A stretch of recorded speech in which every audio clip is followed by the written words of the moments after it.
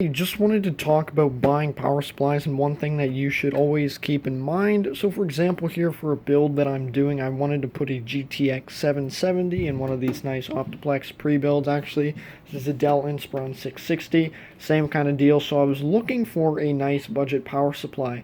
So for example, the GTX 770 requires generally one 6-pin, one 8-pin, so that's about a 500-600 watt PSU. It'll draw about 250 watts once overclocked. So I'm like, okay, I want something that'll deliver 500 watts. I didn't have a 500 watt power supply, but I had a 600, and I'm like, oh, 600 watts, wouldn't that be overkill for something that only needs 230 watts? Yes, it might be, especially because I'm pairing it with basically an i7-2600, probably going to use under 90 watts easily, so we're maybe looking at a build that'll draw around 350 watts from the wall.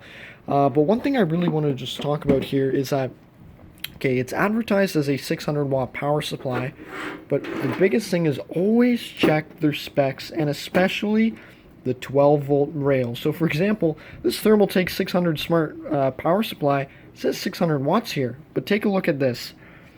12 volt rail, 42 amps for only 500 true watts on that 12 volt rail, which your CPU and GPU use.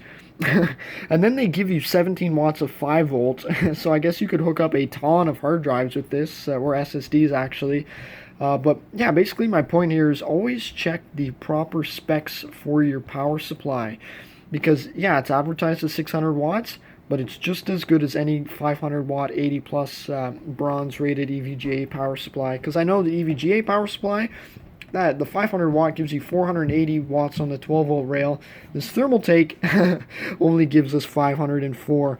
So this is actually more like a 504 watt power supply with 105 watts on the 600 watt on the 5 and 3.3 volt rails. So yeah, hopefully this helps you guys out there when looking at power supplies.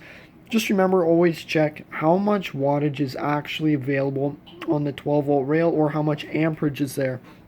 Like obviously they give me a ton of cables, but because like I know some 600 watt PSUs will give you two of these 6 plus 8 pins, or I mean 4 of them, but this one here only gives us 2, and that's because I mean, yeah, that's 300 watts out of here at max, and then another like 200 and something here out of this this CPU 8-pin. So yeah, it is actually really a 500 watt PSU. If this helped you guys, feel free to comment in the comment section below, and just remember, do a little bit more research. If you can't find the proper spec on like Amazon or something, go to Google Images, search for pictures of Thermaltake 600 watt model specs, or how much amperage. Do more like due diligence, so that you make sure that if you are buying a 600 watt power supply and you need 600 watts on that 12 volt rail, that whatever you are buying will come with the appropriate amount of wattage on the appropriate rail there. So yeah, hopefully this helped you guys out, and yeah, remember, do your research when shopping,